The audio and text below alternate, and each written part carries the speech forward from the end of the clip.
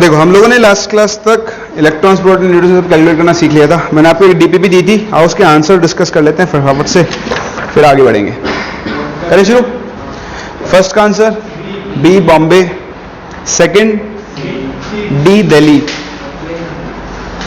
Second is D Delhi, third B Bombay, fourth B Bombay, fifth D Delhi, sixth C Calcutta, seventh D Delhi, eighth B Bombay, ninth C and tenth D Delhi. सही है? चलो जी, कोई doubt? 1 to 5। Second, four containers of 2 liter capacity contains dinitrogen as described below. Which one contains maximum number of molecules under similar conditions? हमारे पास 4 अलग अलग container है, आपको मैक्सिमम नंबर ऑफ मॉलिक्यूल्स बताने हैं। तो पहला है 2.5 ग्राम मॉलिक्यूल्स। बताओ नंबर ऑफ ग्राम मॉलिक्यूल्स किसके बराबर होते हैं? मोल्स। ऑप्शन ए में तो है आपके पास 2.5 मोल N2।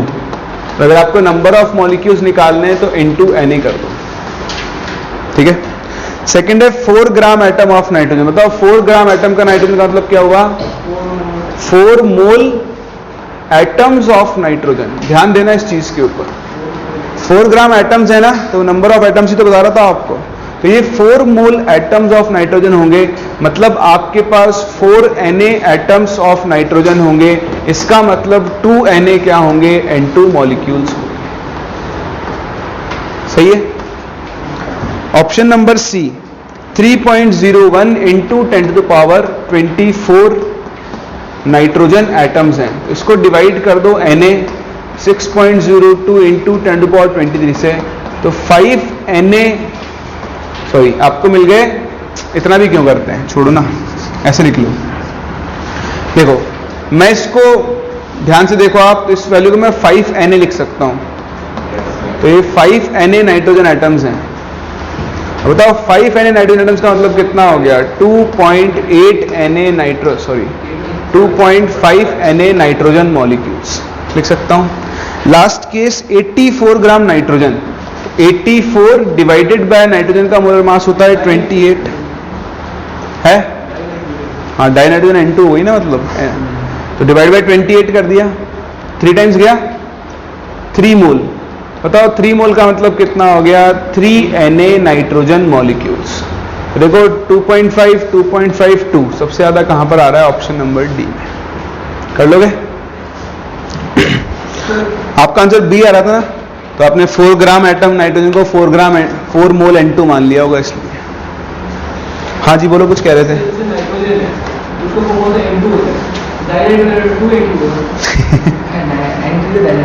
N2 is dinitrogen.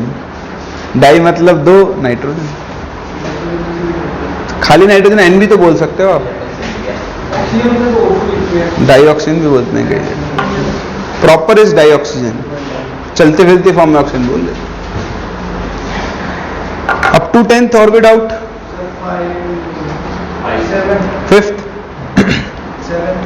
Fifth अपन अभी करेंगे, चार्ज वाला कवर नहीं किया, चार्ज वाला आज करवाऊंगा। कौन सा? 7th 1 mole of P4 molecule contains. Basically आपके पास 1 मोल P4 है, चार्ज वाला कवर नहीं किया, चार्ज वाला आज करवाऊंगा। कौन सा? 7th 1 mole of P4 molecule contains.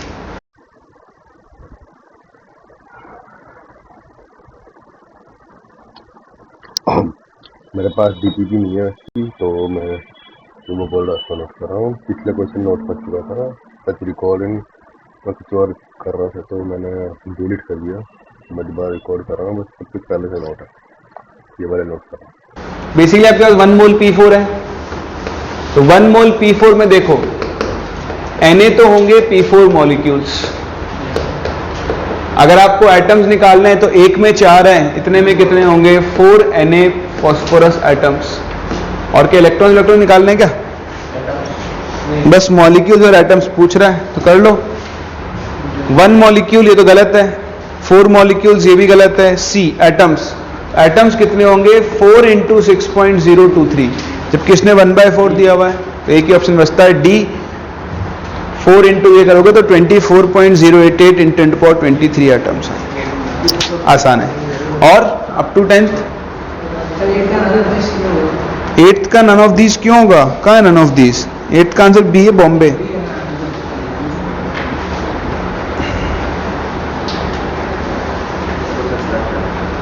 Done? और कोई डाउट नहीं है? चलो आगे बढ़े।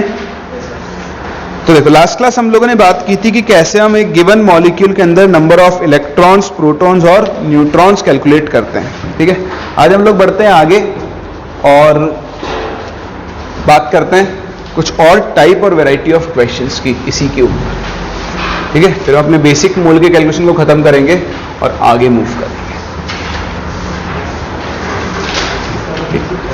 तो चलो एक और क्वेश्चन मैं आपसे डिस्कस करता हूं। लास्ट क्लास मैंने आपको सिखाया था कि कंपाउंड का मास दिया हो तो नंबर ऑफ इलेक्ट्रॉन्स, प्रोटॉन्स कैसे निकालते हैं। अरे अपन उल्टा करते हैं, मैं आपको एक कंपाउंड के अंदर नंबर ऑफ इलेक्ट्रॉन्स दे देता हूं, आपको उसके अंदर उसका मास कैलकुलेट करना होगा। फॉर एग्जांपल एक छोटा सा question, right.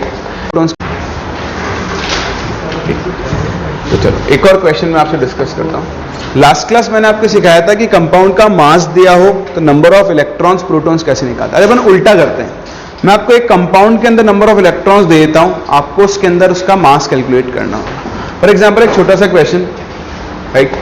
Calculate the mass of CO gas containing 20 Na electrons. 20 Na electrons है इस गैस के अंदर, आपको इसका मास बताना है। चलो देखो कैसे करेंगे। आपके पास 20 Na इलेक्ट्रॉन्स हैं। देखो 20 Na इलेक्ट्रॉन्स का मतलब कितना हो गया? आपके पास 20 मोल इलेक्ट्रॉन्स हैं। तो आप पहले एक CO मॉलिक्यूल की बात करो, बताओ एक CO मॉलिक्यूल में टोटल 14 इलेक्ट्रॉन्स मिलेंगे, 6 कार्बन से और 8 आएंगे ऑक्सीजन से। तो बताओ 1 मोल CO में कितने इलेक्ट्रॉन्स होंगे? 14 मोल इलेक्ट्रॉन्स होंगे। तो अगर 14 मोल इलेक्ट्रॉन्स 1 मोल CO के बराबर है तो बताओ 20 मोल इलेक्ट्रॉन्स कितने के बराबर होंगे? 1/14 into 20, that would be 10/7 mole CO होगा। आपको इसका क्या निकालना है? मास। बताओ मोल से मास निकालने के लिए क्या करते हैं? तो 10/7 इंटू 28, आंसर कितना आ जाएगा? 40 ग्राम्स।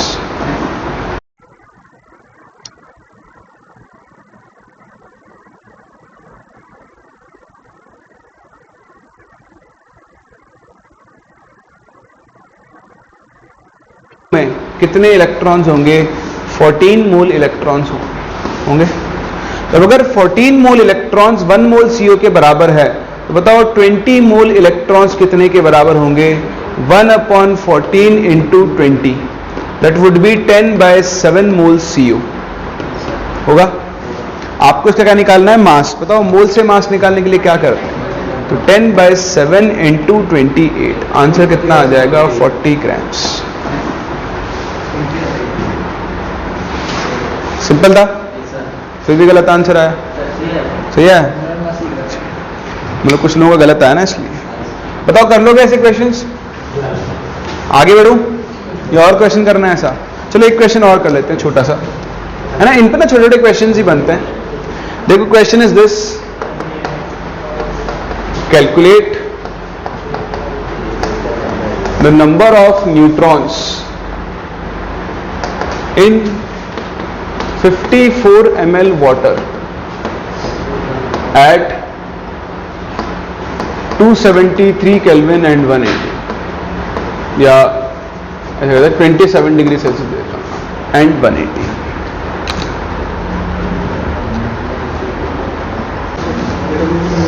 या ऐसा कहते हैं 27 डिग्री सेल्सियस देता हूं एंड 180।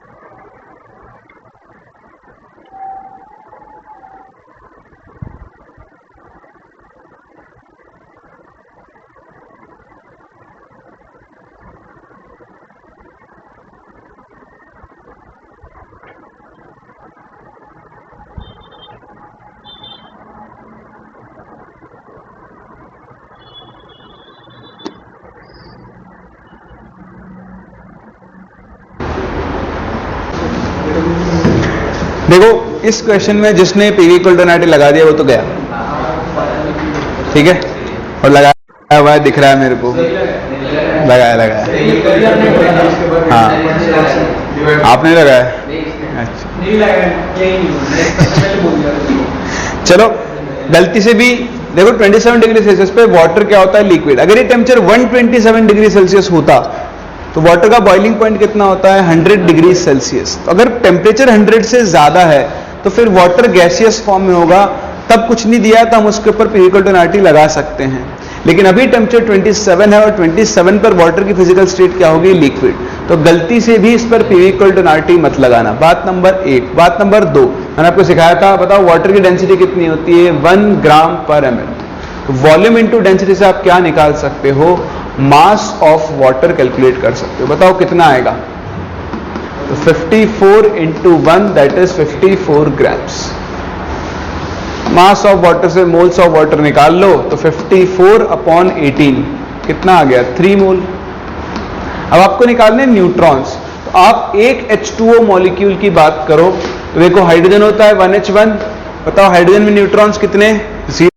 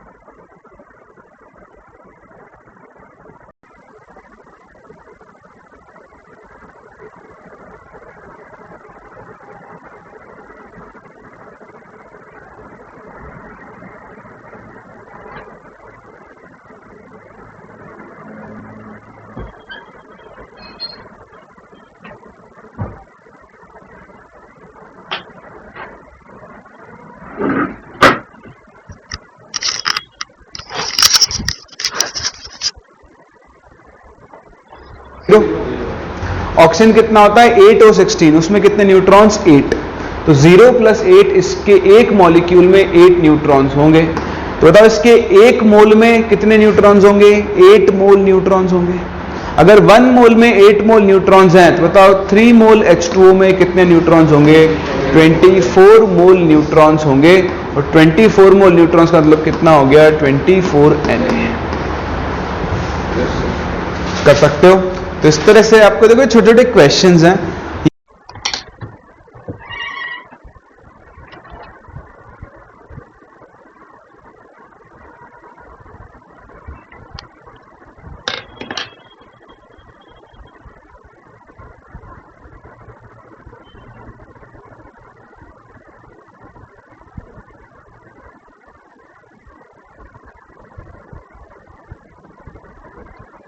ये कभी कभी डायरेक्ट काम में आ जाते हैं आपके, या तो डायरेक्ट ऐसे क्वेश्चन पूछ ही लेता है या फिर आपको कहीं कहीं जगह यूज करने पड़ते हैं ना। छोटी सी कैटेगरी ऑफ क्वेश्चन है, आपको ठीक से कैलकुलेट करना आना चाहिए। देखो मोल थोड़ा सा ऐसा टॉपिक है, आप जैसे जैसे आगे बढ़ते जाते हो पीछे का पार्ट आपको अपने आप आसान लगता जाएगा। जैसे आज मैं आपसे नंबर ऑफ एटम्स कैलकुलेट करवाऊं पहले लेक्चर वाले, तो आप बड़ी आसानी से कैलकुलेट कर सकते हो, ठीक है। तो ये क्वेश्चन टाइम के साथ साथ आप वर्बली भी सॉल्व करने लग जाओगे, थोड़ा सा टाइम लगेगा, थोड़ी सी प्रैक्टिस लगेगी। क्लियर? चलो मूव करते हैं आगे। और एक और चीज मैं आपको सिखाऊं, चार्ज कैलकुलेट करना, क्योंकि इसमें भी आप मिस्टेक कर सकते हो। हेडिंग डालें कैलकुलेशन ऑफ चार्ज।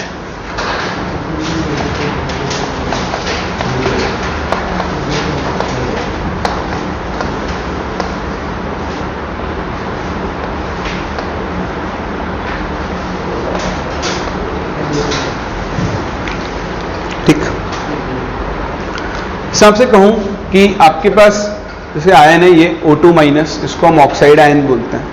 जैसे आपके पास आयन है ये N3 माइनस, जैसे ये है Mg2 प्लस, जैसे ये है Al3 प्लस। मैं आपसे बोलूं बताओ एल्यूमिनियम पे चार्ज कितना है, तो आप क्या बोलोगे 3 प्लस। मैं आपसे बोलूं इस पे चार्ज कितना है 3 माइनस, लेकिन एक्चुअली इसके ऊपर चार्ज 3 प्लस नहीं है। इसके ऊपर जो चार्ज है वो 3 इलेक्ट्रॉन के बराबर चार्ज है। इसके बराबर चार्ज है 3 इलेक्ट्रॉन। बताओ Al3 प्लस कब बना होगा, जब इस एल्यूमिनियम ने 3 इलेक्ट्रॉन क्या किए होंगे, लूज किए होंगे। तो इसके ऊपर जो चार्ज आया वो 3 इलेक्ट्रॉन्स के लूज होने की वजह से आया। एक्चुअली क्या होता है, हम इलेक्ट्रॉन के चार्ज को -1 बोलते हैं, वो रिलेटिव चार्ज होता है। आपको तो बताइए प्रोटॉन इलेक्ट्रॉन दोनों का चार्ज सेम होता है। प्रोटॉन का होता है प्लस, इलेक्ट्रॉन का क्या होता है माइनस। तो अगर मैं इलेक्ट्रॉन का charge with respect to proton निकालूं तो प्रोटॉन के चार्ज से डिवाइड करूंगा, तो डिवाइड करूं तो दोनों वैल्यू सेम है, तो वैल्यू कितनी आएगी 1।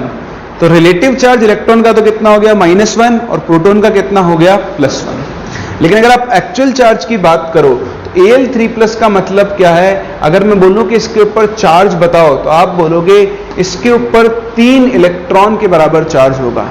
इलेक्ट्रॉन के चार्ज को हम E से डिनोट करते हैं, तो आप इसे 3e बोल सकते हो, या फिर 3 × 1.6 × 10⁻19 Coulomb's.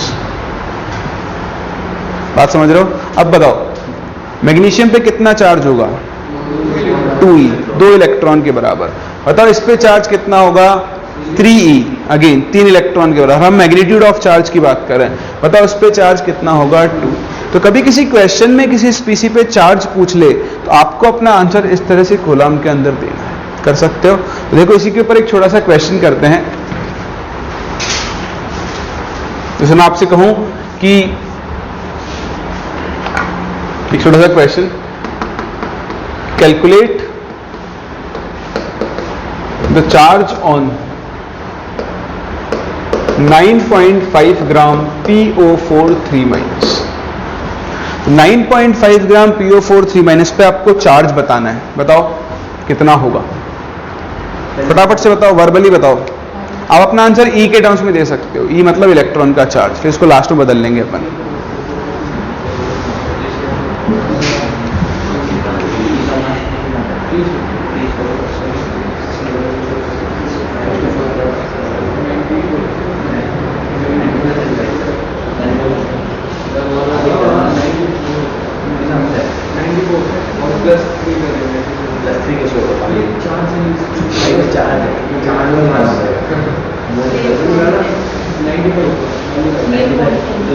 Three upon NA 3/10E 0.3E बस।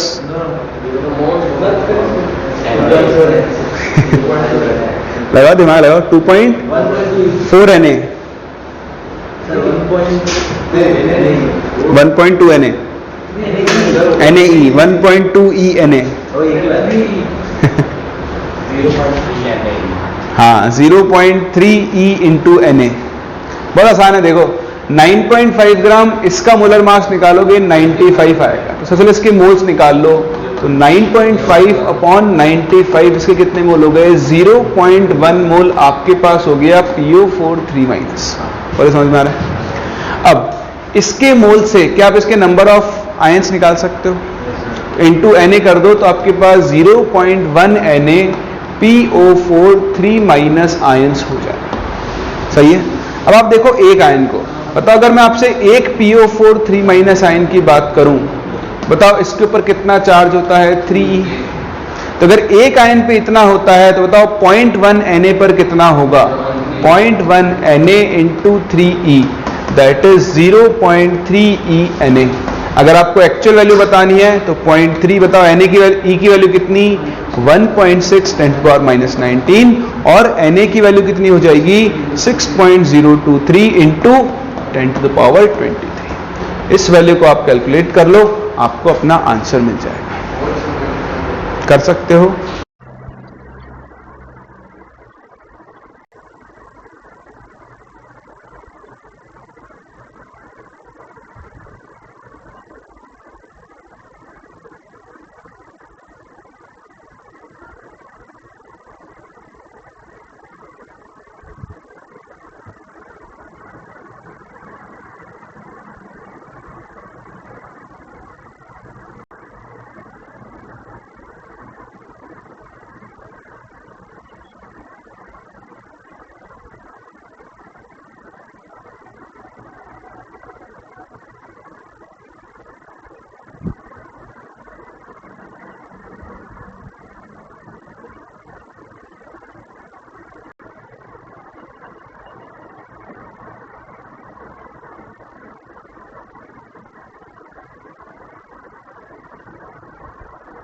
समझ में आ रहा है? तो छोटे छोटे क्वेश्चंस आपको डीपीवी नंबर 2 में मिल जाएंगे, ठीक है। तो उसको आप ट्राई करें, ये छोटे छोटे क्वेश्चंस की प्रैक्टिस करें, इनमें आपसे मिस्टेक नहीं होनी चाहिए। चलो, तो यहीं पे खत्म होते हैं अपने पास ये वैरायटी ऑफ क्वेश्चन, जहां पर हम लोगों ने बेसिक मोल सीखा, मास से मोल निकालना, वॉल्यूम से मोल निकालना, मोल से वॉल्यूम, नंबर ऑफ पार्टिकल्स निकालना, इलेक्ट्रॉन्स, प्रोटॉन्स, न्यूट्रॉन्स कैलकुलेट करना। तो इस चैप्टर का पहला पार्ट था जो आपके बेसिक्स को कंप्लीट करता है। इतना आपको आना ही चाहिए, बहुत जरूरी है, आगे काम में आएगा। नेक्स्ट अब हम मूव करते हैं इस चैप्टर के अगले पार्ट पर, जहां पे हम एवरेज एटॉमिक मास और एवरेज मोलर मास की बात करेंगे।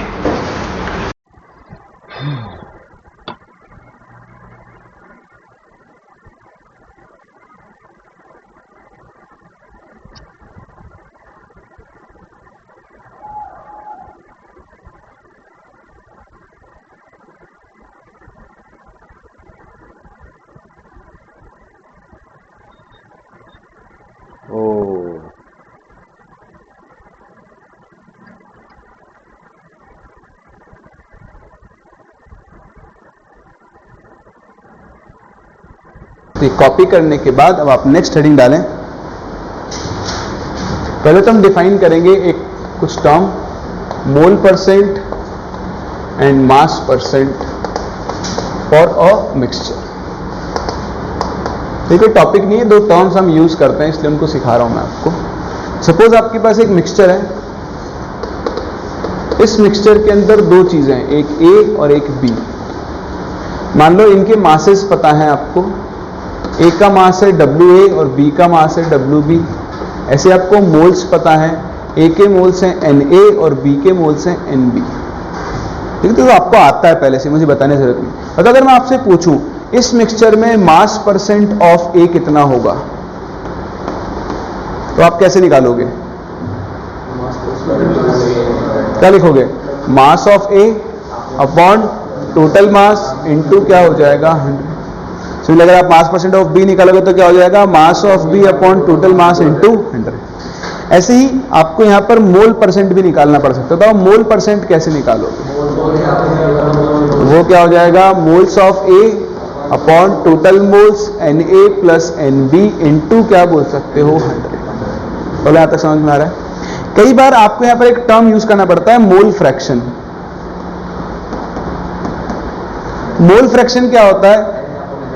जिसका मोल फ्रैक्शन निकालना है उसके moles divided by total moles, simple. इस चीज को हम लोग क्या बोलते हैं, मोल फ्रैक्शन। अभी आगे हम कॉन्सेंट्रेशन टर्म पढ़ेंगे, वहां पर इसको और दोबारा डिफाइन भी करेंगे, यूज करना सीखेंगे।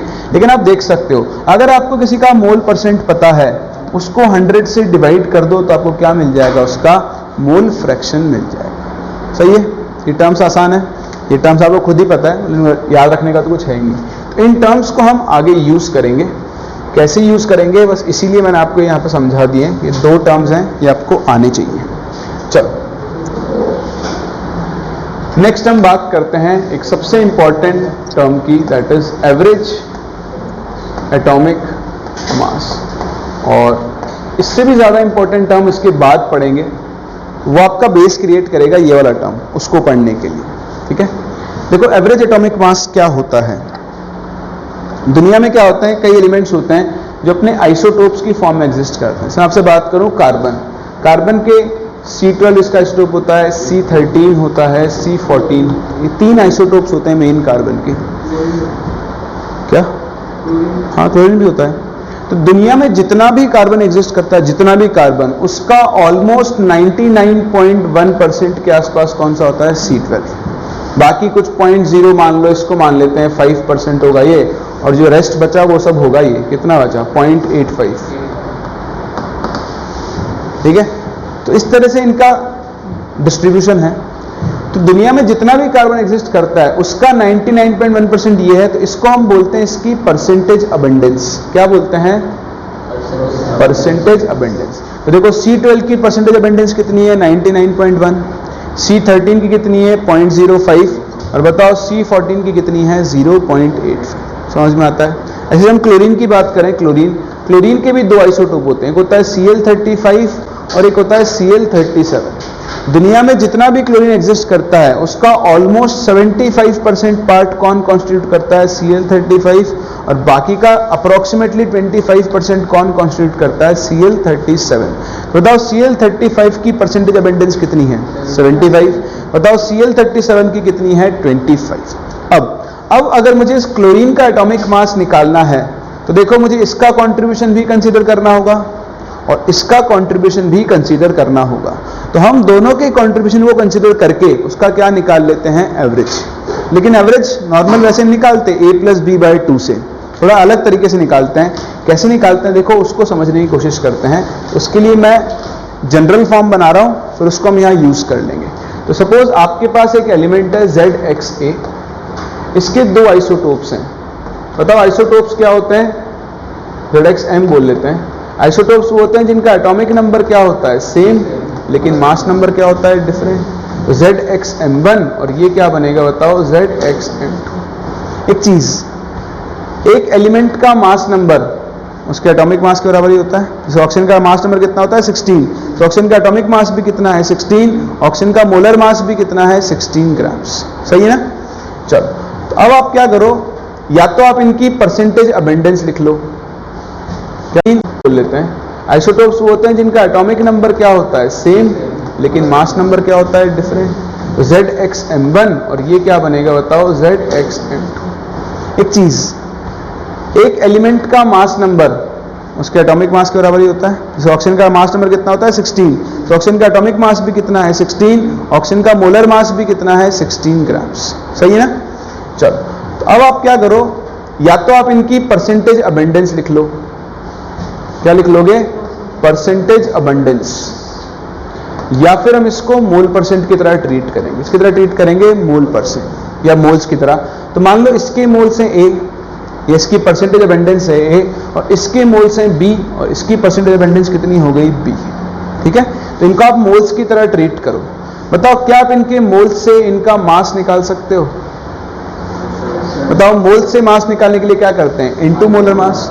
इसका मास कितना हो जाएगा, M1 × A। बताओ इस आइसोटोप का मास कितना हो जाएगा, M2 × B।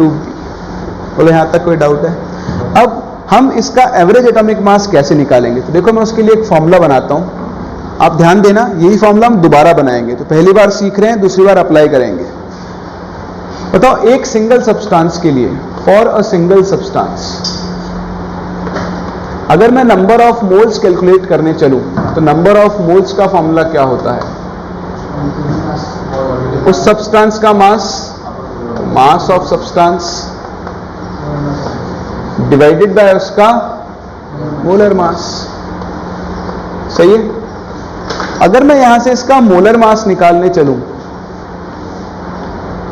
बताओ उसका फॉर्मूला क्या बनेगा, mass of that particular substance divided bye moles of substance. बोलो सही है या नहीं, सही है। लेकिन यह भी सिर्फ किसके लिए वैलिड है, एक सिंगल सब्सटेंस के लिए। बताओ अगर यही फॉर्मूला मैं एक मिक्सचर के लिए लिखना चाहूं, मिक्सचर, तो देखो मिक्सचर के लिए मोलर मास नहीं आकर क्या आएगा, एवरेज मोलर मास आएगा। क्या आएगा, average molar mass.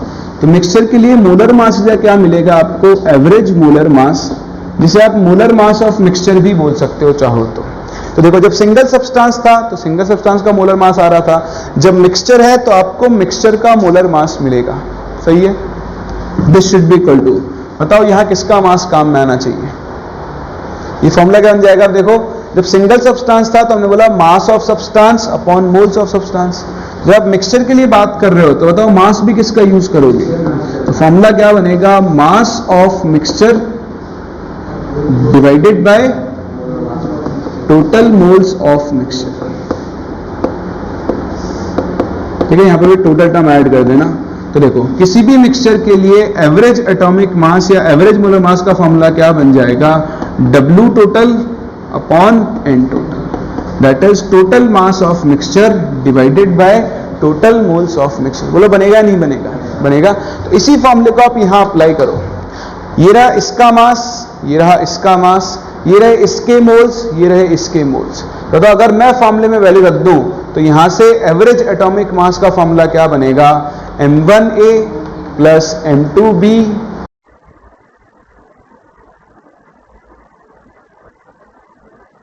Upon A plus B। तो आपको किसी भी आइसोटोपिक मिक्सचर के लिए सिंपल सा ये फॉर्मूला याद रखना है कि अगर आपको उसकी परसेंटेज पता है, M1 इंटू इसका परसेंट प्लस M2 इंटू इसका परसेंट अपॉन क्या हो जाएगा, टोटल परसेंट। अच्छा तो यहां 3 आइसोटोप होते तो फॉर्मूले में क्या चेंज आता, M1A plus M2B plus M3C upon A plus B plus. बात समझ में आ रही है, कर सकते हो। चलो तो अब देखो ये रहा क्लोरीन, मुझे क्लोरीन का अभी एटॉमिक मास निकालना है। बताओ M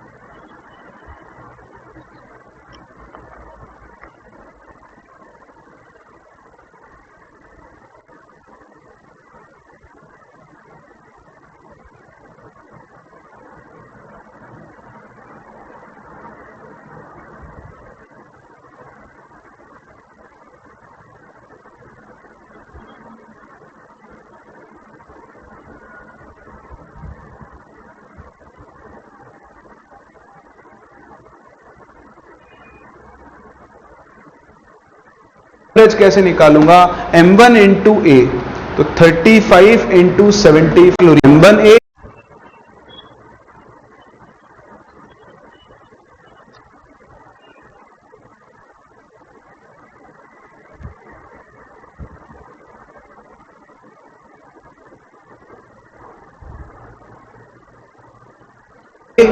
plus M2B plus M3C upon A plus B plus M1 into A, तो 30। चलो तो अब देखो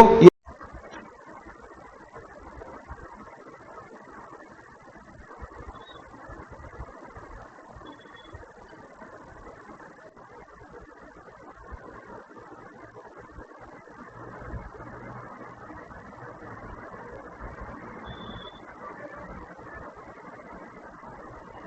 रहा क्लोरीन, मुझे क्लोरीन का एवरेज एटॉमिक मास निकालना है।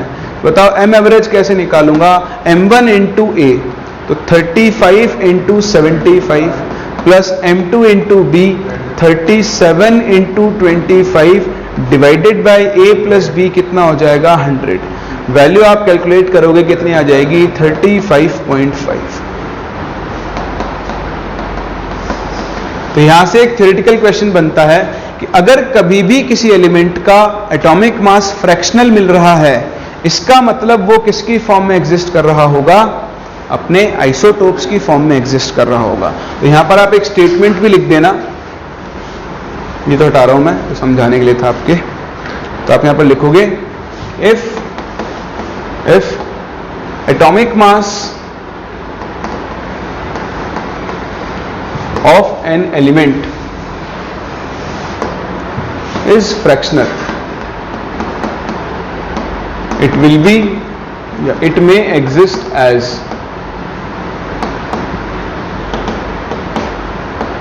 a mixture of isotopes। अगर किसी एलिमेंट के एक से ज्यादा आइसोटोप्स हैं, इन जनरल उसका एटॉमिक मास कैसा मिलेगा आपको, फ्रैक्शनल। रीजन आपके सामने, क्योंकि उस केस में हम क्या निकालते हैं, इसका एवरेज एटॉमिक मास कैलकुलेट करते हैं। तो आप ये कॉपी करो, फिर इसके ऊपर हम कुछ क्वेश्चंस करते हैं, इससे खेलते हैं कि कैसे इसमें क्या क्या पूछ सकता है और क्या क्या चीजें आपको यूज करनी है।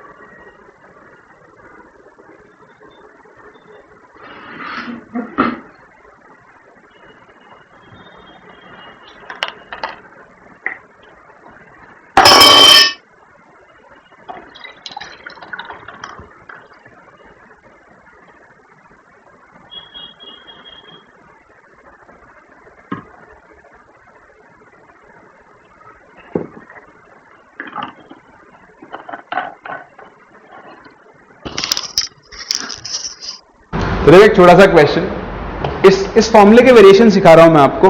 क्वेश्चन इज दिस, लिखो, मैं भी आपके साथ ही लिख रहा हूं क्वेश्चन, कि boron exist in nature in form of B10 and B11.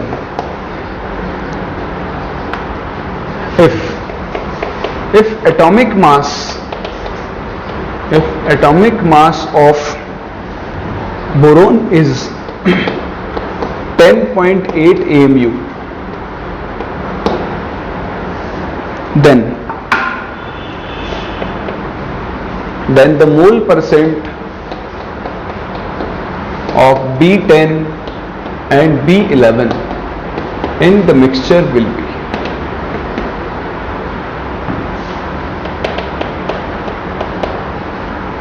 ठीक है, तो आपको इस मिक्सचर में B10 और B11 दोनों का मोल परसेंट कैलकुलेट करना है. एक ट्राई दो, देखते हैं आपसे क्वेश्चन होता है नहीं होता है.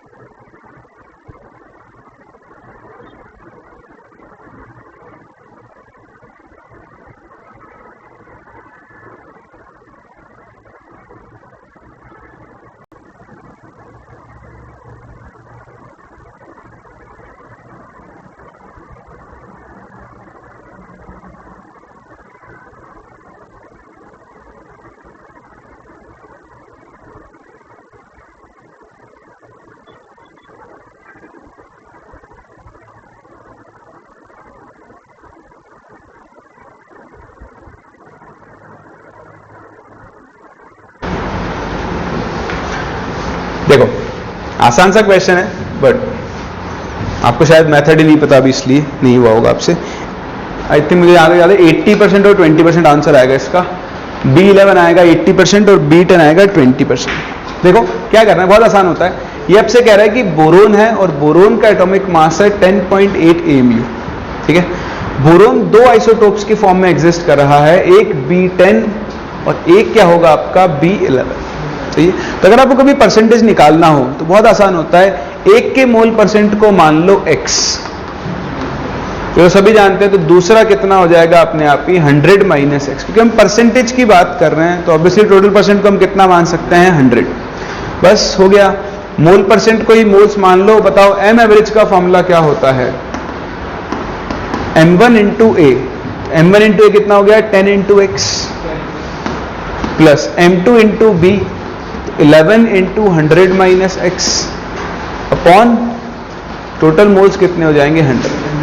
देखो ये बनेगा, मल्टीप्लाई करोगे 1080 is equals 10x minus 11x, ये बचेगा 1100 माइनस x. यहां से x के लिए कितनी आ जाएगी 20. देखो x 20 तो B10 तो कितना हो जाएगा 20% और B11 कितना हो जाएगा 80%. और वो होना भी चाहिए. एक चीज देखो, इसका एवरेज एटॉमिक मास कितना आ रहा है 10.8. बताओ 10.8 किसके क्लोज वैल्यू है, इसके है ना, तो इसका परसेंटेज क्या आना चाहिए ज्यादा. अगर मान लो ये 10.3 होता तो फिर इसका परसेंटेज क्या होता, ज्यादा होता. तो जिसके क्लोज वैल्यू आएगी उसी का परसेंटेज क्या होगा, हमेशा ज्यादा होगा. सही है, तो बस इस पे आपको इसी टाइप के क्वेश्चंस मिलेंगे. 2-3 टाइप के क्वेश्चन मैं आपको डीपीपी में दूंगा, तो आप लोग ट्राई करना. नहीं होगा तो फिर अपन लोग उनको डिस्कस करेंगे. इस पे कोई बहुत डिफिकल्ट क्वेश्चंस नहीं बनते हैं. लेकिन अब आपने यहाँ जो सीखा इसी का यूज आप करोगे अगले टॉपिक में. तो स्टार्ट करो अगले टॉपिक को. हेडिंग डालो, this is very very very important. Average molar mass of a gaseous mixture.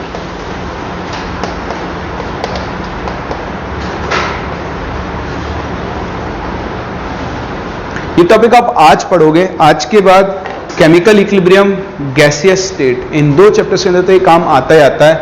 और भी दूसरी जगह पे थोड़ा बहुत काम में आ सकता है। तो बहुत इंपॉर्टेंट है, बहुत आसान, आराम से आपसे समझें, क्वेश्चंस बहुत अच्छे बनते हैं इसके ऊपर, है ना, और दिखता नहीं है इसलिए इंपॉर्टेंट ज़्यादा हो जाता है। अब देखो मैं क्या कहना चाह रहा हूँ, मैं आपसे बात करता हूँ एयर के बारे में, एयर, ठीक। एक चीज़ मैं आपको बता दूं, ये जो चीज़ आप सीख रहे हो ये किसी भी होमोजीनियस मिक्सचर के लिए एप्लीकेबल होती है। किसके लिए? होमोजीनियस। होमोजीनियस मिक्सचर समझते हो? जो दिखने में क्या होता है, हर जगह से क्या होता है, सेम, जिसका एक यूनिफॉर्म कॉम्पोजिशन होता है। अब ये जो फॉर्मूला सीखोगे ये आप एक गैसियस मिक्सचर पे भी अप्लाई कर सकते हो, कभी कभी इसको अलॉयज के ऊपर भी अप्लाई करते हैं। किसके ऊपर अप्लाई कर सकते हैं? अलॉयज के ऊपर, ठीक। खैर, तो आपको ये चीज पता है क्या कि अगर हम दो गैसेस को मिक्स करें तो हमेशा होमोजेनियस मिक्सचर बनता है। अलॉयज के ऊपर भी अप्लाई करते हैं। किसके ऊपर अप्लाई कर सकते हैं? अलॉयज के ऊपर, ठीक। खैर, तो आपको ये चीज पता है क्या कि अगर हम दो गैसेस को मिक्स करें तो हमेशा होमोजेनियस मिक्सचर बनता है। हमेशा ध्यान रखना, अगर आप दो या दो से ज्यादा गैसेस को मिक्स करोगे तो हमेशा कैसा मिक्सचर बनेगा? एक होमोजीनियस मिक्सचर बनेगा। फॉर एग्जांपल एयर, बताओ एयर में कौन कौन सी गैसेस होती हैं? O2, N2 और CO2 और CO और SO2 और SO3। देखते जाओ, आप नाम बोलते जाओ, सारी गैसें होंगी, Cl2, H2, हीलियम, सब होंगी।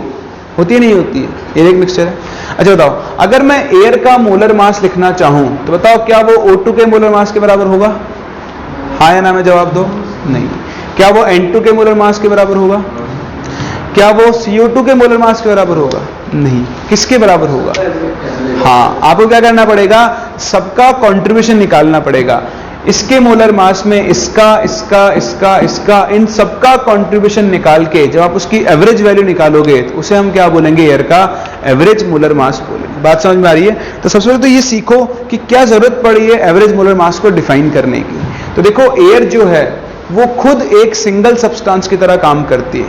आप यहाँ की एयर ले लो, यहाँ की ले लो, यहाँ की ले लो, सारी तरफ की एयर क्या है आपकी? सेम है।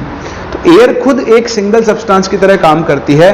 तो हमें इसका अलग से मोलर मास डिफाइन करना होगा, जिसे हम किस तरीके से डिफाइन करेंगे? एवरेज मोलर किसके बराबर होगा? हाँ, आपको क्या करना पड़ेगा? सबका कंट्रीब्यूशन निकालना पड़ेगा। इसके मोलर मास में इसका, इसका, इसका, इसका, इन सबका कंट्रीब्यूशन निकाल के जब आप उसकी एवरेज वैल्यू निकालोगे तो उसे हम क्या बोलेंगे? एयर का एवरेज मोलर मास बोलेंगे। बात समझ में आ रही है? तो सबसे पहले तो ये सीखो कि क्या जरूरत पड़ी है एवरेज मोलर मास को डिफाइन करने की। तो देखो, एयर जो है वो खुद एक सिंगल सब्सटेंस की तरह काम करती है। आप यहाँ की एयर ले लो, यहाँ की ले लो, यहाँ की ले लो, सारी तरफ की एयर क्या है आपकी? सेम है। तो एयर खुद एक सिंगल सब्सटेंस की तरह काम करती है। तो हमें इसका अलग से मोलर मास डिफाइन करना होगा, जिसे हम किस तरीके से डिफाइन करेंगे? एवरेज मोलर मास। तो जब भी कभी एक होमोजीनियस मिक्सचर बनता है उसके लिए हम हमेशा कौन सा मोलर मास डिफाइन करेंगे? एवरेज मोलर मास डिफाइन करेंगे। और बताओ, इस एवरेज मोलर मास का फॉर्मूला क्या होगा? अभी थोड़ी देर पहले आपने डिराइव किया था, पेज पलट के देखो। एम मिक्सचर बोल लो या एम एवरेज बोल लो, मैंने आपको ये फॉर्मूला सिखाया था। क्या होता है?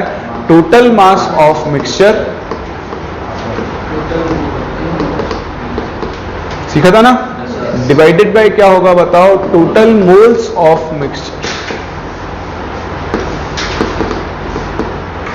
यानी फॉर्मूले को आप W total upon N total की फॉर्म में याद करो। अगर आपको मिक्सचर का मास दिया है और आपको उसके टोटल मोल्स पता है तो एक तो आप इस तरीके से क्या निकाल सकते हो? उसका एवरेज मोलर मास। तो पहला फॉर्मूला हुआ ये।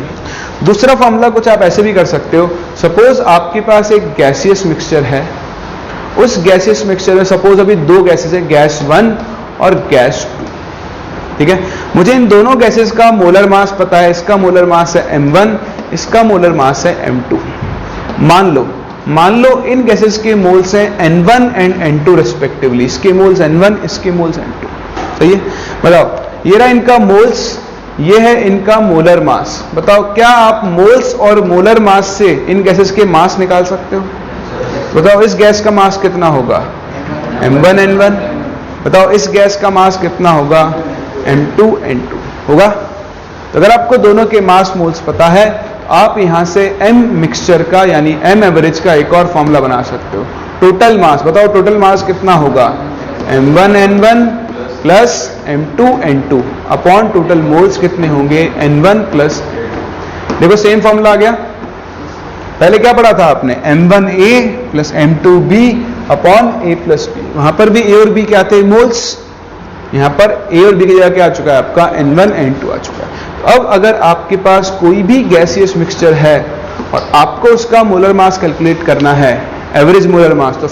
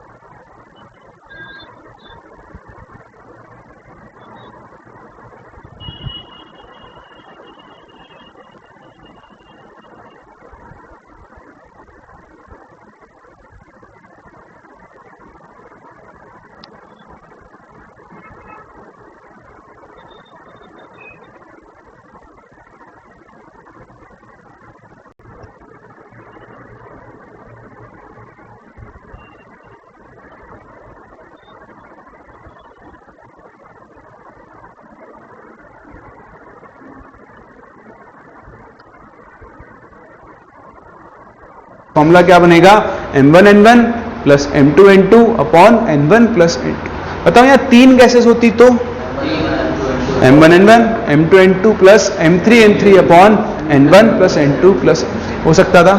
तो जब हम एयर की बात कर रहे थे, एयर में हम मेन कॉन्स्टिट्यूएंट मान के चलते हैं O2 को और N2 को।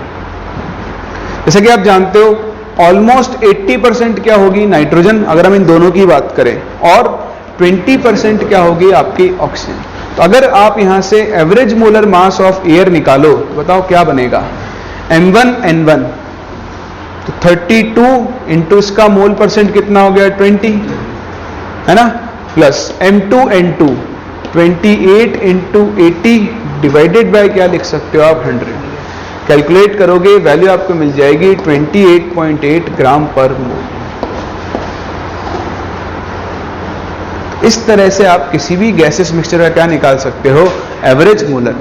तो देखो फॉर्मूला बहुत आसान है, लेकिन क्वेश्चंस में आपको घुमाएगा। तो कैसे घुमाएगा उसके लिए मैं क्वेश्चंस करने हैं, फटाफट से कॉपी करो, फिर हम क्वेश्चन से शुरू करते हैं।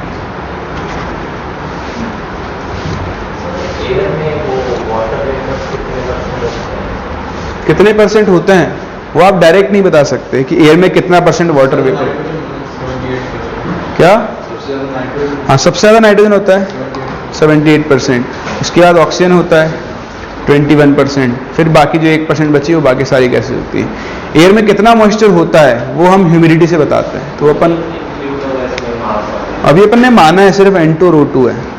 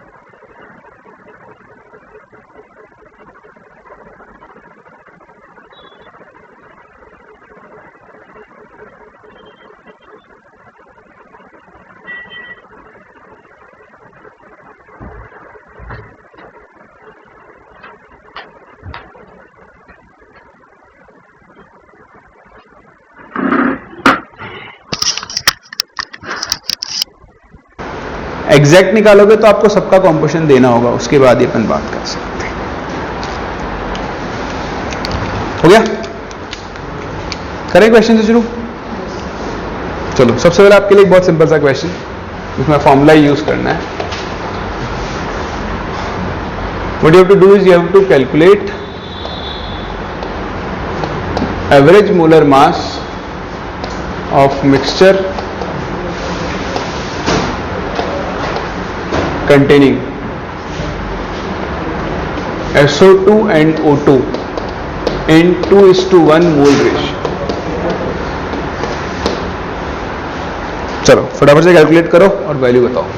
And O2 in 2:1 mole ratio।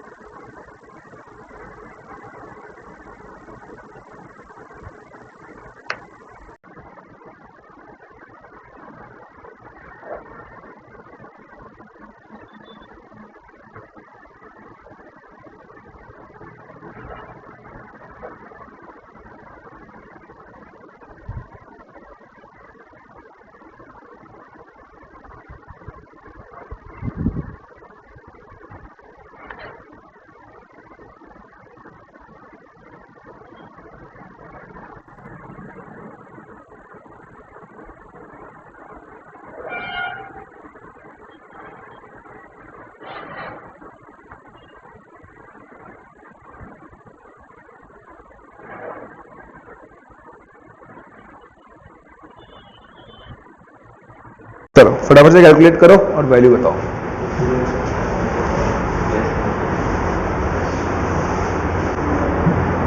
तो देखो सिंपल सा क्वेश्चन है, आपको SO2 O2 का मिक्सचर दिया है और दोनों 2:1 मोल रेशियो में, कुछ नहीं करना, फॉर्मूला लगाओ M1N1, देखो 64 × 2 plus M2 N2 that is 32 × 1 upon N1 plus N2 3, तो 128 प्लस 32 160/3, तो बस यही आपका आंसर है।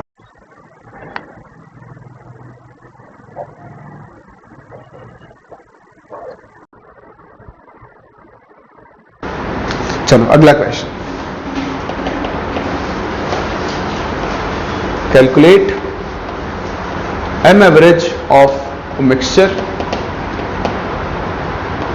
containing O3 and O2 in 2:1 mass ratio। कृपया क्वेश्चन को थोड़ा ध्यान से पढ़ें। कैसे होगा?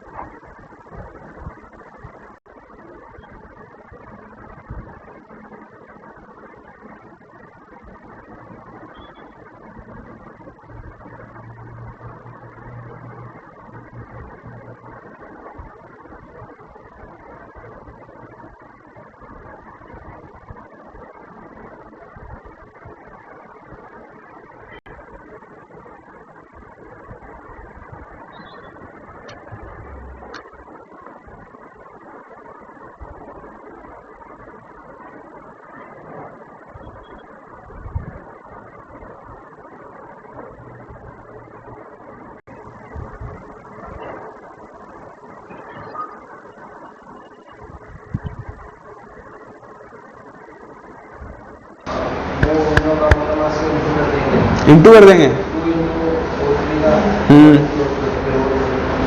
क्या बनेगा उससे? मोल रेशियो बन जाएगा उससे। मोल कैसे आ जाएगा मल्टीप्लाई करने पर? नहीं आएगा ना, तो उससे जैसे बता रहे हैं उस तरीके से थोड़ी ना आएगा। वो सिंपल है। ये आपको क्या दिया हुआ है? Mass ratio. तो पहले आपको मास रेशियो को किसमें बदलना चाहिए? मोल रेशियो में। वो कैसे बदलेंगे? वही तो पूछना है मुझे। 288/7 होगा आंसर। हाँ बट हाँ, डिवाइड बाय, हाँ मास नहीं, मोलर मास। देखो कभी भी आपको किसी क्वेश्चन में मास रेशियो दिया हो, ठीक, तो मास रेशियो कितना दिया हुआ बताओ? 2:1 किसका? O3 और O2 का। तो आप इस रेशियो को बदल लो मोल रेशियो में। आपको उसके लिए कुछ एक्स्ट्रा नहीं करना है, दोनों को इनके मोलर मास से डिवाइड कर दो। तो 2/48, 16 3 48 एंड 1/32। देखो 16 2 32, 16 3 48, तो ये बनेगा 2/3:1/2। अब इतने समझदार तो आप हो। 6 एलसीएम लोगे तो ये कितना बन जाएगा? 4:3। अब निकाल लो एम एवरेज। बताओ एम एवरेज का फॉर्मूला क्या बनेगा? M1 N1 तो 48 × 4 plus M2 N2 32 × 3 upon N1 plus N2 4 + 3। कर सकते हैं? कोई डाउट? समझ में आ रहा है? चलो, तो इस तरह से आप यहां से एम एवरेज कैलकुलेट कर सकते हो। हाँ, वो जितना भी आना है कैलकुलेशन तो आप कर ही लोगे। चलो जी, अगला क्वेश्चन।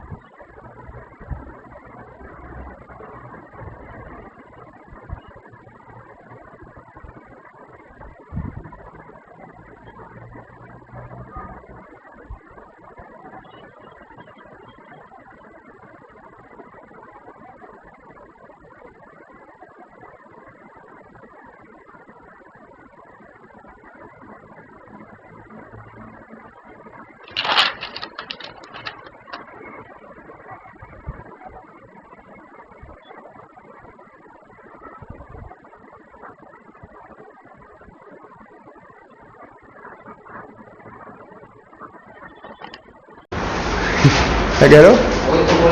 अच्छा, वही बोल रहे थे क्या? वो नहीं बोल रहे थे आप, वो आप कुछ और बोल रहे थे। आप बोल रहे थे इन दोनों को मोलर मास से मल्टीप्लाई करो।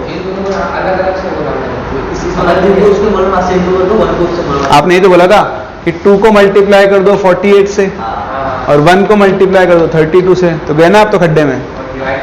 तो फिर सब बराबर थोड़ी होता है, हैं? सोचो आपके पास 5 करोड़ रुपए, आपसे कोई बोले इनको डबल कर दूं, तो आप बोले नहीं नहीं 2 से डिवाइड कर दे। एक ही बात है ना?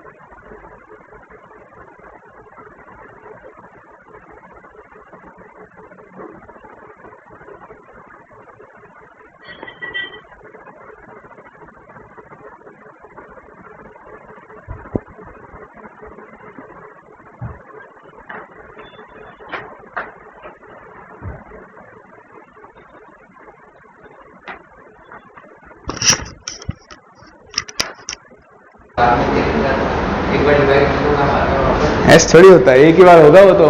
मान लो भगवान आ गया आपके सामने, मांग वत्स क्या मांगता है, तो उस टाइम में डिवाइड करके दिक्कत हो जाएगी ना आपको। चलो खैर, ये तो मजाक की बातें हैं। अगला क्वेश्चन करते हैं। अगला क्वेश्चन लिखे आप। क्वेश्चन इज कैलकुलेट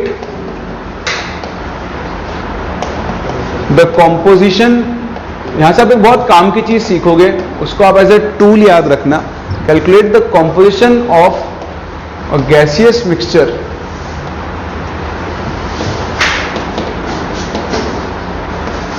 containing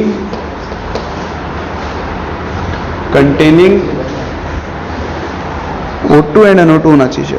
अगर मैं आपको वैल्यूज कंफर्म कर देता हूं, containing NO and NO2 whose average molar mass is 38। ठीक है, हाँ जी।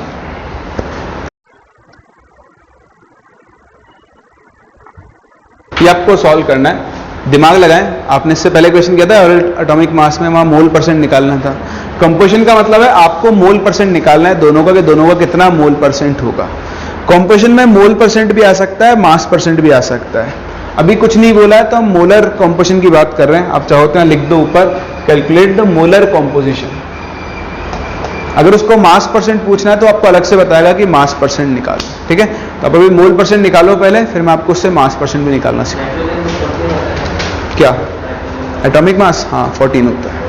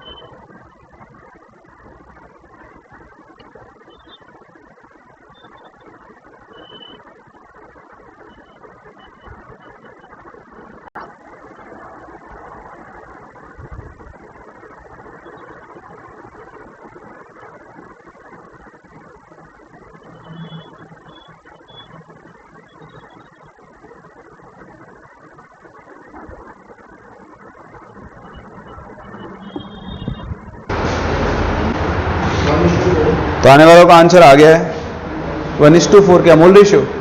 परसेंटेज बताना है आपको। 1:1 आएगा, 50-50 आएगा, 50%। देखो बहुत आसान है। आपके पास एक मिक्सचर है which contains both gases NO and NO2। इस मिक्सचर का आपको एवरेज मोलर मास दिया है 38। तो आपको मोल परसेंट निकालना है। तो अगर इसके मोल्स मान लो x, बताओ इसके मोल्स कितने हो जाएंगे? 100 - x। और लगा दो एवरेज मोलर मास का फॉर्मूला। फॉर्मूला क्या बनेगा? 38 = m1 × a, 16 + 14 30 plus m2 × b 46 × 100 - x upon total कितना आ जाएगा? 100। यहां से आप कैलकुलेट करोगे x की वैल्यू आ जाएगी 50। यानी इस मिक्सचर में 50% NO है और बाकी का 50% कौन है? NO2 है। अब सीखो काम की चीज। काम की चीज क्या है? आप ध्यान से देखो, NO का एवरेज मोलर मास होता है 30, इसका होता है 46। अगर आप 30 और 46 की एवरेज वैल्यू निकालो तो देखो 76/2 किसके इक्वल आता है? 38। तो काम की चीज, अगर किसी मिक्सचर का एवरेज मोलर मास दोनों गैसेस के मोलर मास के एवरेज के बराबर ही आ रहा है, तो मतलब वो दोनों गैसेस हमेशा कितने रेशियो में प्रेजेंट होगी? 50-50%, यानी 1:1 के मोल रेशियो में। तो आप इसको चाहो तो ऐसे टूल बना लो, टूल बना के लिख लो, tool if M mixture is equals to average of molar masses of gases, then then both the gases will be present in 50% amount.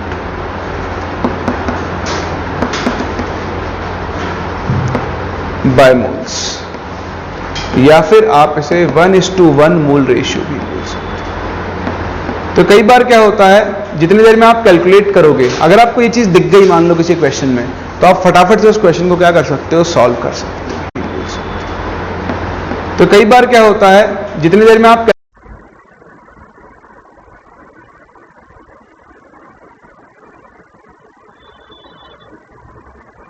Calculate करोगे, अगर आपको ये चीज दिख गई मान लो किसी क्वेश्चन में, तो आप फटाफट से उस क्वेश्चन को क्या कर सकते हो, सॉल्व कर सकते हो। ठीक है, एक बात तो ये।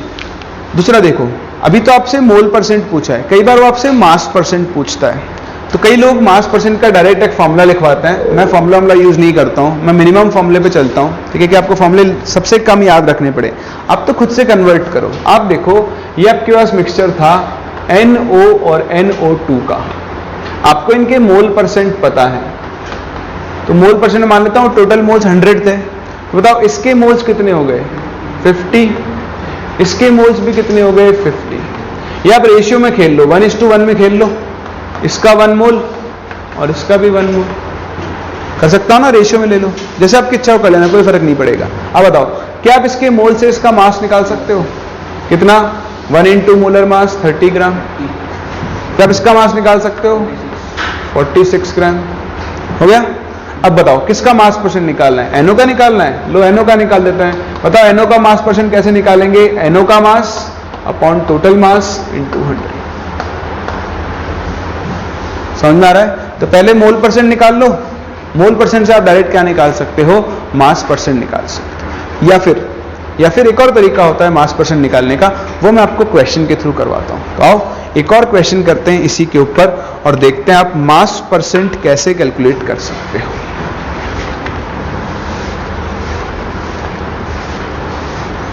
तो देखो question,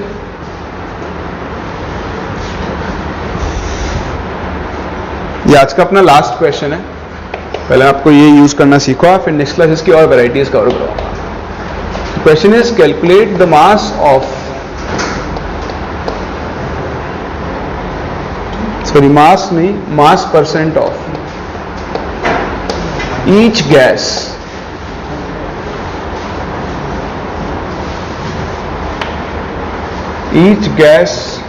in a mixture containing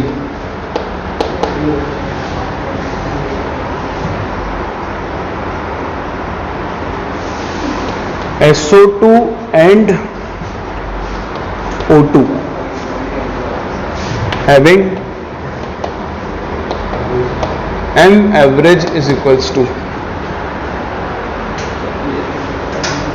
कुछ